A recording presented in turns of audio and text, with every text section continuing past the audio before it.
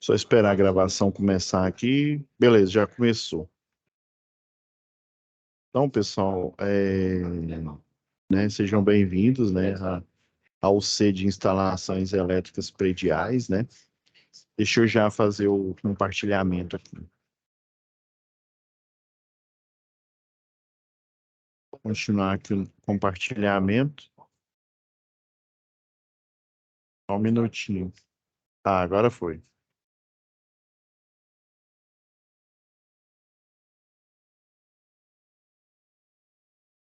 Agora deu certo aqui, pessoal. Então,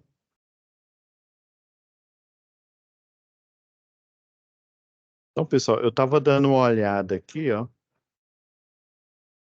Esses são os dois materiais que a gente tem, né? Tem a apostila 1 e a apostila 2, né? Que está disponível aqui em conteúdo do curso, né? E daí eu estava dando uma olhada aqui, vamos lá na nossa pastinha. Então, a gente já fez, ó, 4 atividades, né? Lembrando que a gente fez, deixa eu vir aqui em situação, ó. A gente já fez o fórum de discussão, vou dar uma olhada, que nem todos entregaram ainda, né?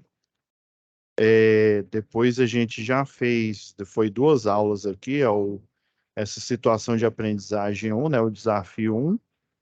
Depois a gente fez a atividade 3, né? Que é porque conta a partir do fórum, né? O fórum seria a 0, né? Então, 0, atividade 1. Essa daqui que consta como desafio 3, e essa daqui do desafio 4, né? Igual a gente viu aqui, ó, essa última aula passada aqui, ó, eu já pedi para o monitor já deixar aqui os selos, né? Então, aí lembrando, né, pessoal,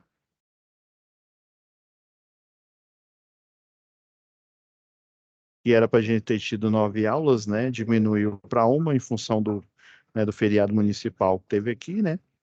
Então, essa aula aqui, geralmente, quando os alunos aparecem, depois que a gente termina as atividades, eu abro espaço para dúvida, né? Mas como... E as dúvidas que foram aparecendo, né? O Leomar, por exemplo, ele já apareceu em algumas aulas, né? Ele aparece bastante e ele, né? Inclusive mensagens também aqui no AVA, ele enviou, tirando dúvida, né, principalmente dessa última atividade aqui, né? Então, geralmente, ó, o que que eu vou fazer hoje? Como ninguém apareceu até então, né? A gente está no começo da aula, ó, ainda a gente tem do dia 14 e do dia 21, tirando. Bom, quer dizer, a gente ainda tem mais uma, né? Essa do dia 14 é hoje, né? Só para vocês relembrarem aqui, do segundo livro aqui, ó, eu estou vendo que tem a parte aqui de aterramento, a gente pode falar um pouco de aterramento e de prontuário. Só que vamos aqui na nossa pasta aqui, ó, Tumbiara, né? Lembrando que a gente está aqui, ó, instalações elétricas prediais, né? Então, pessoal, esse módulo aqui, ó, vocês não podem esquecer. A gente ainda está na primeira matéria, ó, mas está vendo aqui, ó, a próxima é segurança. Geralmente a matéria mais extensa é essa aqui de projetos elétricos prediais, que a gente vai fazer o cálculo com calma, aquele cálculo simulado, igual eu expliquei na aula passada, né? Que é o cálculo quando não tem critério definido, né? Você utiliza o cálculo de área, basicamente, né? Para a quantidade de luminárias, né? De lâmpadas, e para definir também a potência, e o cálculo de perímetro, né? Aquela regra que tem lá na NBR 5410, para definir a quantidade de tomadas, né? Pontos de força e a potência de cada um. Os pontos de força, assim, os mais críticos, que tem maior potência, geralmente é para cozinha, né? A cozinha é um local aí que requer bastante, ainda mais hoje, né? Que tem mais eletrodoméstico do que tinha antigamente, né? em dia a gente tem forno elétrico, né, tem a Frita Light, esses outros equipamentos aí, então requer e inclusive lá no, na NR10 ou na NBR 5410 está prevendo isso, né? Então, por exemplo, prontuário das instalações elétricas, eu vou falar ele um pouco aqui, mas eu vou deixar mais para segurança em eletricidade, para a nossa matéria aqui. A gente tem algumas atividades aí, mas quando ficar disponível para vocês, eu vou falar melhor de segurança em eletricidade. Então, hoje, né, até então ninguém apareceu, eu vou falar desse ponto aqui, ó, do livro 2 aqui, ó, tá lá no SCORM, na parte aqui de aterramento, tá bom? Então, vou reforçar, já que a gente já finalizou, né, a instrução das atividades, né, mas caso alguém ainda tenha uma dúvida, na próxima aula, que vai ser a última, né, a gente pode reforçar algum ponto das outras atividades, tá? Então, vamos voltar aqui para instalações elétricas. Então, vamos lá, pessoal.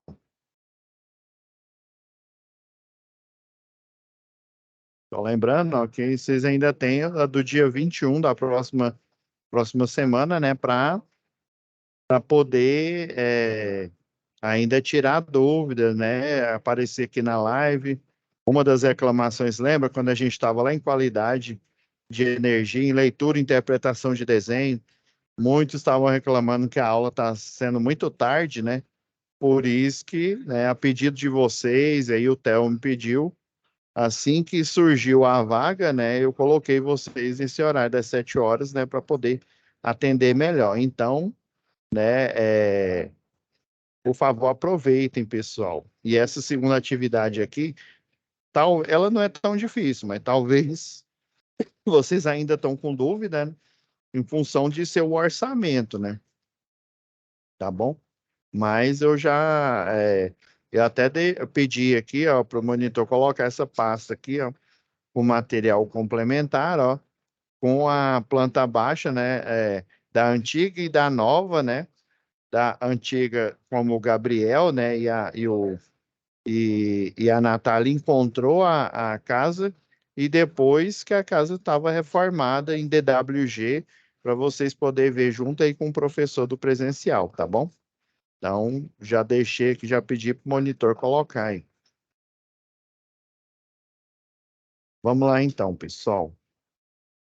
Eu já ia aqui em situação de aprendizagem, né? Mas não tem mais nada, então lembrando o fórum, né? Quem ainda não postou, posta, gente, porque senão vai ficar sem nota, ou então vai ficar com nota baixa, né? Tá bom? E os momentos presenciais ainda, deixa eu só olhar aqui junto com vocês aqui, ó. Momento presencial, tem um de reposição. Tá faltando do dia 11, o do 11 do 11. 28 do 10 já foi entregue. Então falta um momento presencial ainda, tá bom? Para ser postado. Depois da aula eu vou dar uma olhada aqui para ver se já foi postado, tá? Então vamos lá, pessoal.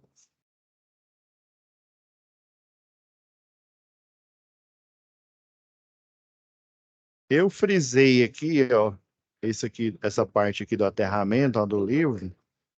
Vocês estão vendo que aqui, ó, os esquemas, né? Porque o que que é o aterramento? Ele faz parte, né, do SPDA. Existe até uma norma específica na NBR 5410, fala dessa parte aqui do aterramento. Vou até abrir ela aqui, ó.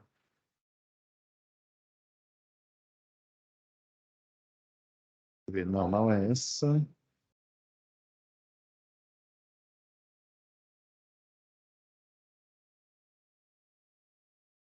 Vou abrir ela bem aqui, pessoal.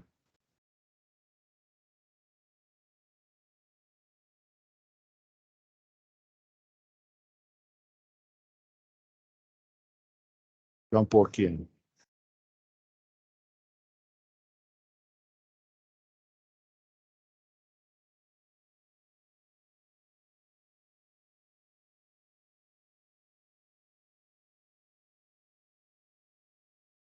E tem uns esquemas de aterramento.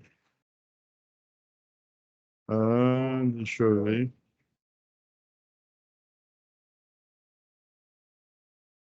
Aqui, ó. Nesses esquemas aqui, vamos fazer a comparação. Vou pegar o meu projeto aqui que eu utilizo ele sempre de exemplo.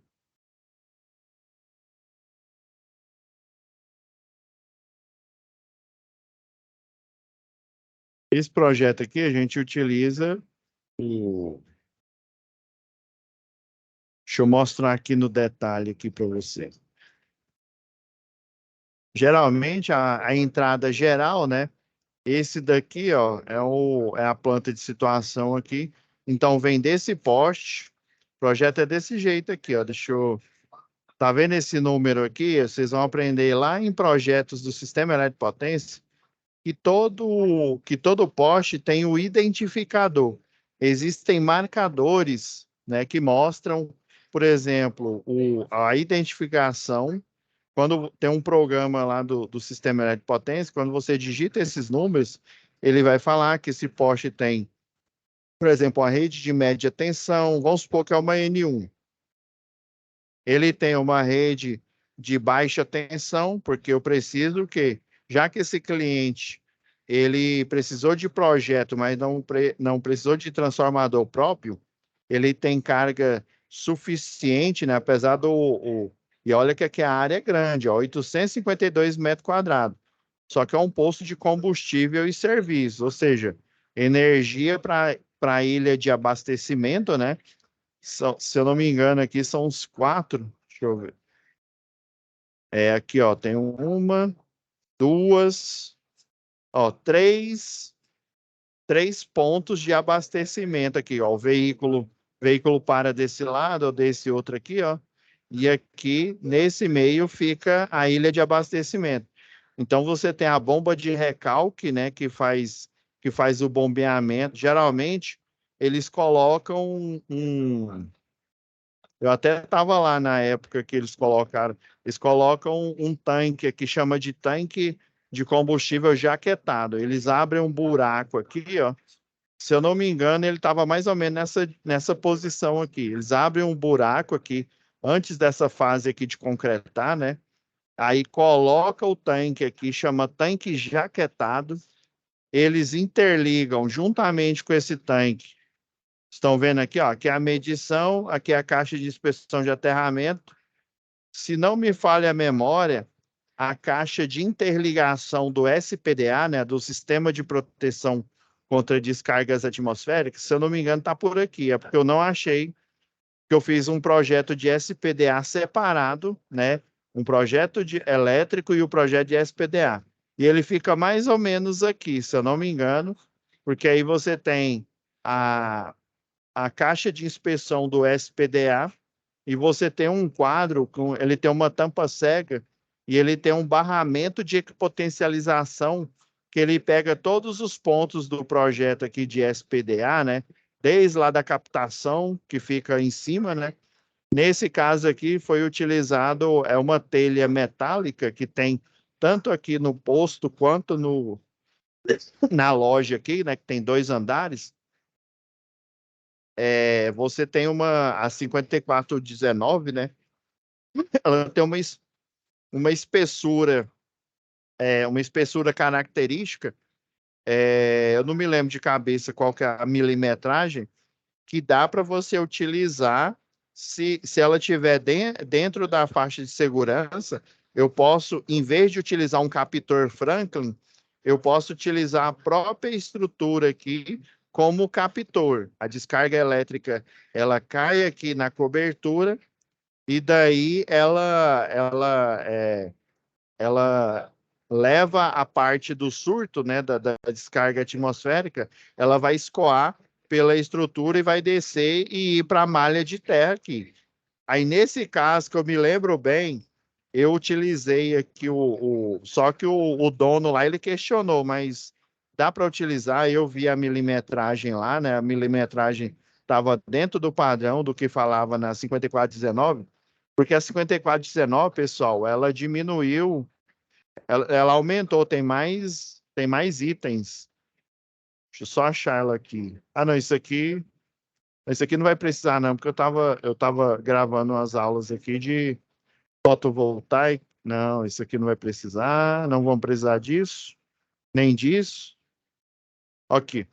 Antigamente era apenas um volume, é igual eu expliquei para vocês. Eu tenho um grupo aí de engenharia que a gente compartilha normas brasileiras, né, entre a gente aí. Cada um pega projeto, né, pega execução também, né? A gente pega projeto e execução e cada um vai compartilhando nesse grupo as NBRs que os clientes compram e, né, e dão para a gente poder fazer o projeto, poder fazer a execução em conformidade. Eu estou dando uma procurada aqui, que eu tenho algumas NBRs que tratam de em normas, né? Normas também que não são propriamente a NBR, né? Que tratam nessa parte cirúrgica, na parte de ressonância magnética. Eu acompanhei um hospital aqui, o Hospital São Marcos, e daí eles têm lá ressonância magnética, eles têm uma série de equipamentos médicos aí que inclusive eles alugam, né, para outros hospitais, fazem um convênio, né, para todo e qualquer exame ele ser levado para esse hospital. Inclusive tem convênio com o hospital público, né, que aí você recebe uma verba para todo e qualquer exame público. Parte desses exames, né, venham da rede do Sistema Único de Saúde, lá do SUS. Então, eles compram essas normas e entrega para a gente que é do projeto, entrega para a gente que é da execução da obra, né? E fala, ó, toma aqui a norma, que elas são, essas normas são diferentes das normas técnicas de distribuição, né? A norma técnica de distribuição, por exemplo, deixa eu ver se eu estou com alguma aberta aqui.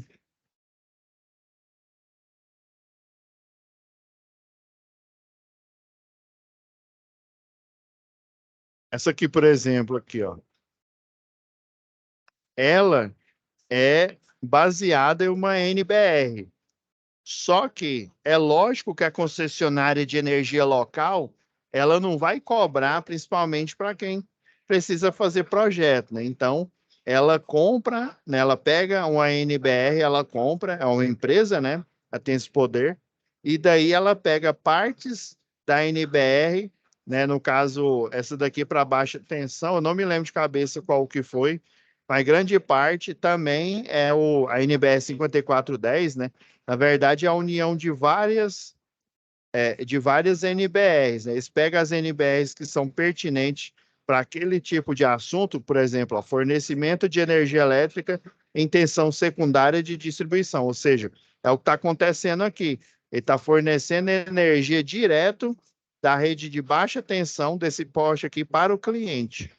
Então, eu pego todas as normas pertinentes, eu pego a 5410, eu pego a norma do trabalho também, a NR10, inclusive ela chancela as NBRs, né? Pego uma 5419, daí eu junto, faço, né? Eu junto esses documentos, aí eu crio uma norma técnica de distribuição, nesse caso que chama NTC, porque o nome da concessionária antiga era CELG.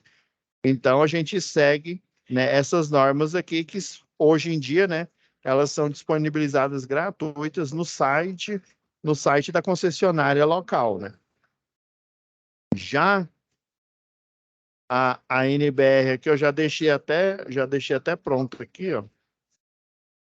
Deixa eu procurar. Então, a 5419, né, que trata desde a captação, as descidas e a parte de aterramento em si, né, que é a parte que vai dissipar a energia, né, o surto que acometeu aqui essa edificação, né? Então, ele são 4 volumes, né? Tem os princípios gerais, que eles explicam que as técnicas, né? Explica qual que é o princípio, ó. Ó, você tem a descarga elétrica, né? Olha, a ameaça de descarga atmosférica. Tem esse organograma aqui mostrando. Essa aqui é bem mais detalhada. Então, a gente tem os princípios gerais, que é o volume 1. A gente tem o volume 2, né? Que é 5419-2. que é relacionada única e exclusivamente aos riscos, né? A gente tem o volume 3, que fala sobre medidas de proteção, né? Até métodos, né? Que método eu vou utilizar? O método geométrico, eu vou utilizar, por exemplo, o SPDA nada mais é, né, na parte aí de captação, nada mais é do que você, por exemplo, a descarga atmosférica, a gente não tem a certeza de onde ela vai cair. A certeza que a gente tem é que quando tem, né, a formação que o pessoal chama de cumulonimbus, né? Muitos livros aí do mercado falam, né? A gente tem essa formação, é que essa descarga vai cair em algum lugar. A probabilidade de cair é na edificação, né, maior, com altura maior. Então, por exemplo, a ilha aqui a ilha de abastecimento, ela tem uma altura menor do que essa edificação. Por quê? Porque essa edificação tem o térreo aqui, que muita gente, né, eu mesmo, antes de entrar nessa área aí da engenharia, né, eu tratava isso aqui como o primeiro andar e o outro como segundo, obviamente, né? Então, o pessoal geralmente eles chamam de térreo, aí se fosse um prédio, um condomínio, né, ou até kitnets que existem hoje em dia, antigamente, assim, não é só kitnet, principalmente no setor onde tem as faculdades, né, o setor universitário aqui em Goiânia, por exemplo, né, você não tem kitnet só horizontais, né, que são barracões, o chamado antigo barracão, né? Você também tem verticais, você tem de 2 andares, de 3 andares, né? Esse, no caso aqui, são 2 andares, né? A gente tem o segundo andar, ó, que é essa parte aqui da edificação, aqui, ó. Tá vendo? Ó, quando mostra aqui, ó, escada, isso aqui é um desenho de uma escada, né, na arquitetura. Lembra lá que a gente viu algumas dicas lá de desenho arquitetônico, né? Então a gente tem aqui a escada, aí aqui está mostrando essa linha de secção, e tá vendo tudo tracejado aqui, está mostrando que essa escada ela está passando o nível, né? Esse nível e indo para o próximo, aqui, ó, tá mostrando que sobe. Aí quando a gente tem ó, o pavimento superior aqui, ó, tá vendo? Aí aqui fica ao contrário, ó. Aí o pavimento superior é o quê? É nada mais, nada menos do que o escritório e o banheiro aqui, né? O lavabo, vamos dizer assim, do escritório. Por que que tem um X aqui nessas outras áreas aqui? É o que eles chamam de pé direito duplo. Eu consigo ver lá de baixo, por exemplo, aqui da loja, né? Eu consigo enxergar essa parte aqui de cima. Inclusive, essas 4 luminárias aqui, ó, que elas estão na parte superior da edificação. Essa luminária aqui, ó, está na parte superior da ilha aqui, ó, onde faz a troca de óleo, né? Então, a maior probabilidade de cair uma descarga vai ser sempre na edificação que tem altura maior. Aí existem vários métodos, né? Então, esse método, por exemplo, geométrico, né? Ele busca, por exemplo, lembra que eu falei que o cliente aqui questionou, né? Ah, será que é seguro? Eu falei assim, é seguro porque está na norma, né? A partir de tantos milímetros, né? Ainda mais que agora são 4 volumes, né? Eu teria que procurar aqui. A partir de tantos milímetros, estava dentro da especificação, né? Eu posso utilizar toda essa área aqui como captor. Daí, para o cliente, eu falei assim, ó, eu posso dar um nível de segurança a mais. Daí eu expliquei o princípio, né, da edificação maior e a edificação que tem mais pontas, né? Por que que o pessoal fala que numa chuva, né, não é bom, principalmente se tiver havendo descarga atmosférica, né? Não é bom você ficar debaixo de uma árvore, porque uma árvore, ela é o quê? É uma edificação que tem pontas, né? A gente vier aqui, infelizmente esse aqui eu não tenho permissão de desenhar nele. Não, mas vamos aqui, vamos abrir só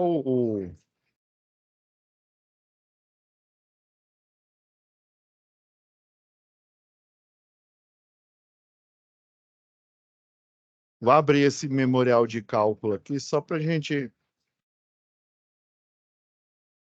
que é bom a gente desenhar, né? Lembra que isso aqui eu vou mostrar ele mais na próxima, não, na próxima é segurança, né? Eu vou mostrar lá na matéria de projetos elétricos prediais, né? Então, ó, a árvore ela tem mais ou menos esse formato, né? E ela tem o quê? As galhas, né?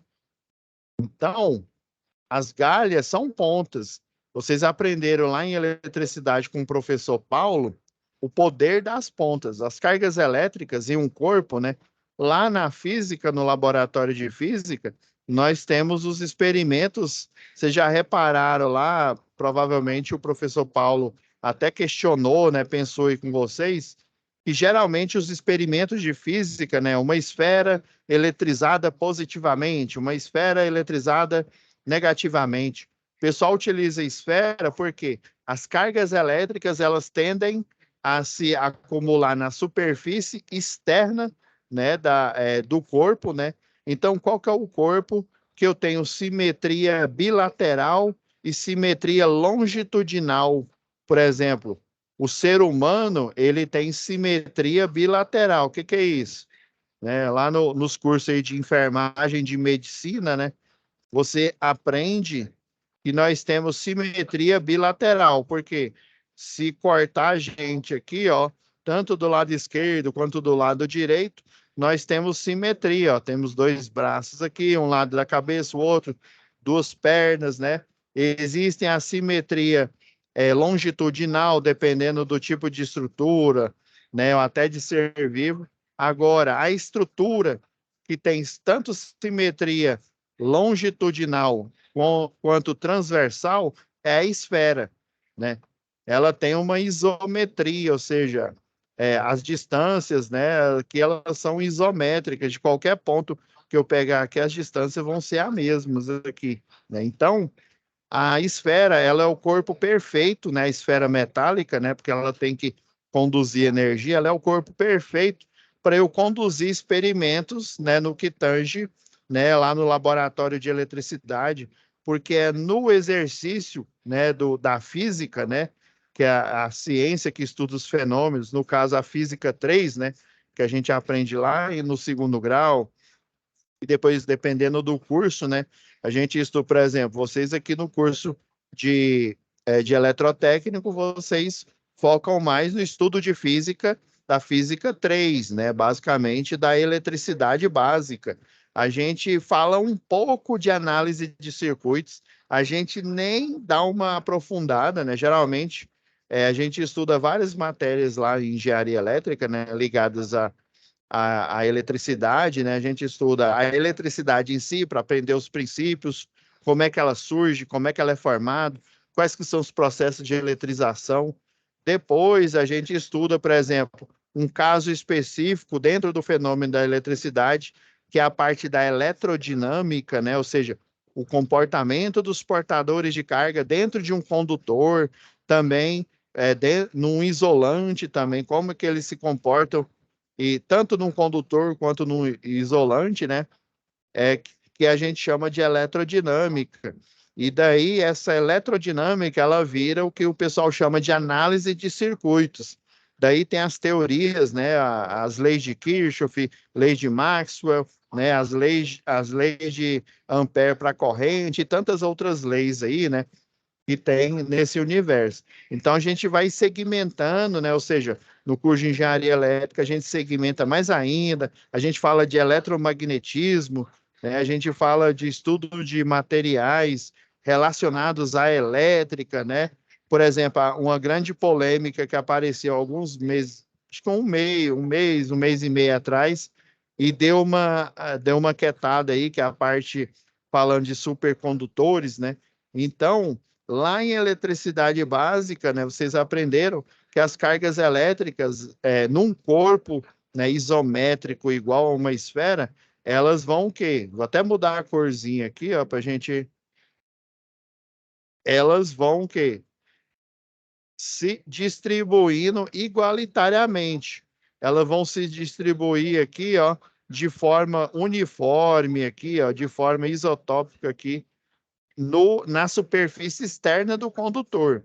Aí, quando a gente faz experimentos, igual o pessoal utiliza lá os bastões, né?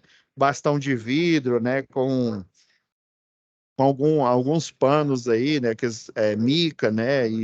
E outros elementos aí, né?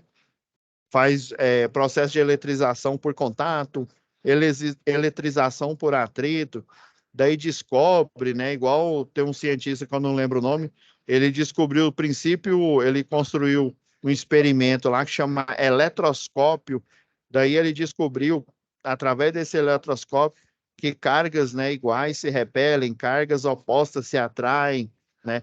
E que, na verdade, né, a gente chama de positiva, né? Quando um corpo está positivamente carregado, quer dizer que ele tem menos elétrons do que um corpo que está negativamente carregado. Que no final das contas, o que conduz a eletricidade, o arco elétrico, né, que é a descarga elétrica que vem aqui, né, em função desse princípio que é o poder das pontas, né, num corpo num corpo com simetria longitudinal e transversal, as cargas elas ficam o quê? Espaçadas igualitariamente. Agora, num corpo ainda mais igual uma árvore aqui, ó, que ele tem muitas pontas, essas cargas elas não ficam distribuídas igualitariamente, né? Ela não é uma esfera, né? Ela tem o seu formato aqui. Então, geralmente as cargas elétricas, né? Elas ficam que acumuladas nas pontas. Por isso que a probabilidade, né, dessa descarga atmosférica, quando ela for liberada aí, né, pela nuvem, a probabilidade, primeiro, ela dela cair no corpo mais alto, ou seja, quanto mais alta a edificação, aí um desses volumes aqui, ó, esse é o volume 1, né? A gente tem o volume 2 aqui, ó, gerenciamento de risco. Esses volumes aqui vão falar, né? Ó, a gente tem a parte aqui, ó, danos físicos às estruturas e perigo à vida, né?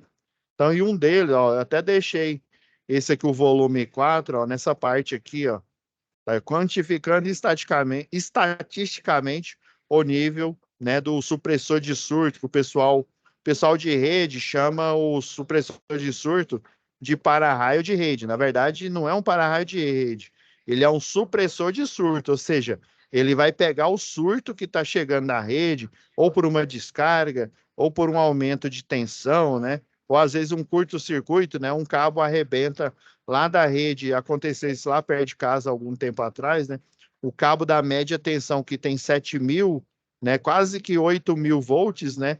Ele arrebentou, caiu em cima da rede de baixa tensão. O que que aconteceu? Ele alimentou o circuito de baixa tensão com 7.000, em vez de 220, né? Por exemplo, no máximo, ó, monofásico dá 220, bifásico dá 380 e trifásico dá quase 660, 656 para ser preciosista.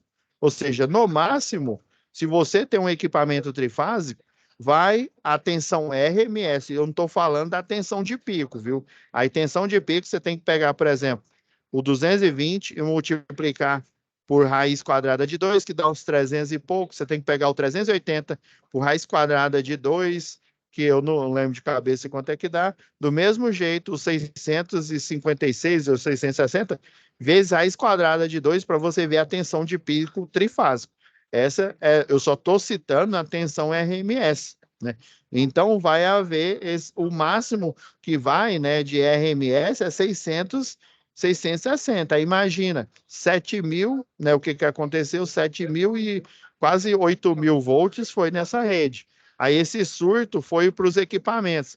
Um boteco que fica lá do lado de casa, lá, moço, acabou com tudo. Só para você ter uma ideia, o cabeamento de cobre, ele colou e ele soltou, não tem aquela proteção do cabo, né? Aí, como é uma edificação antiga, os fios eram daqueles rígidos, né? Era fio mesmo, né? Não era cabo.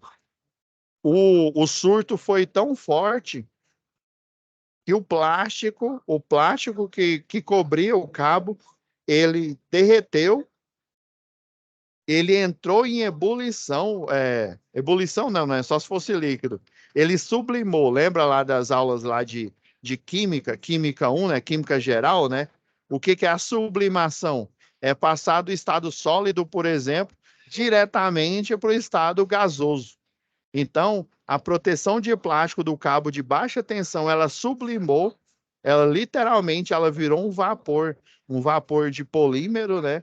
E aí o calor foi tão alto que ela derreteu o eletroduto.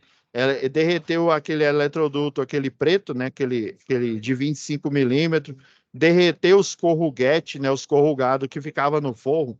Eles tiveram que quebrar a parede e colocar outro eletroduto e passar uma fiação nova na instalação toda. Eles perderam todos os freezer, tudo quanto é equipamento você pensar que tinha lá, perdeu. E foi na mesma rede da minha casa.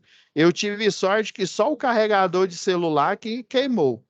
Mas geladeira, graças a Deus, outros equipamentos, eles ficaram, né, ilesos aí. O único que foi pro saco foi o carregador do celular. Ainda bem que o celular que estava carregando na hora, nem ele não estragou, só foi o carregador dele. Então, para vocês verem, um surto, né, esse chamado para-raio de rede, né, aí tem um para-raio de baixa tensão, tem um para-raio de média tensão, que a gente vai ver que fica lá no transformador, ou ele fica na cruzeta de cima, ou então ele fica, né, no transformador ali de lado. Então, eles são DPS, todos eles são DPS. Eles alteram o valor da impedância, né, quando a gente fala de tensão alternada, né, corrente alternada,